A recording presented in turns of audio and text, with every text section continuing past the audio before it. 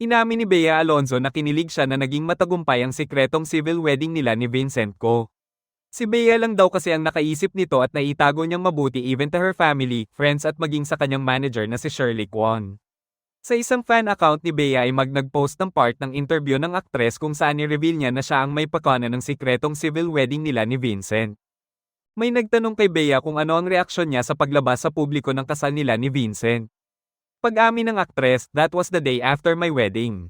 Nobody knew, ako lang. So I felt so giddy kasi parang I had this little secret na ako lang nakakaalam. But then, at the end of the shoot, may nakalabas na so they celebrated me.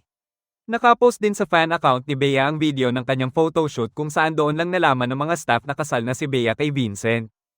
Na-happy ang mga tao behind the shoot at nag-iyakan including ang photographer na si Mark Nick daw. Say ng mga netizens, Mark was obviously so happy for Bea.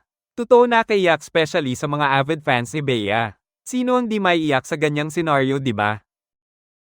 Inamin ni Bea Alonzo na kinilig siya na naging matagumpay ang sikretong civil wedding nila ni Vincent Ko. Si Bea lang daw kasi ang nakaisip nito at naitago niyang mabuti even to her family, friends at maging sa kanyang manager na si Shirley Kwon. Sa isang fan account ni Bea ay nag-post ng part ng interview ng aktres kung saan ni-reveal niya na siya ang may pakana ng sikretong civil wedding nila ni Vincent. May nagtanong kay Bea kung ano ang reaksyon niya sa paglabas sa publiko ng kasal nila ni Vincent. Pag-amin ng aktres, that was the day after my wedding. Nobody knew, ako lang. So I felt so giddy kasi parang I had this little secret na ako lang nakakaalam. But then, at the end of the shoot, may nakalabas na so they celebrated me. Nakapost din sa fan account ni Bea ang video ng kanyang photoshoot kung saan doon lang nalaman ng mga staff na kasal na si Bea kay Vincent. Na-happy ang mga tao behind the shoot at nag-iyakan including ang photographer na si Mark Nick daw.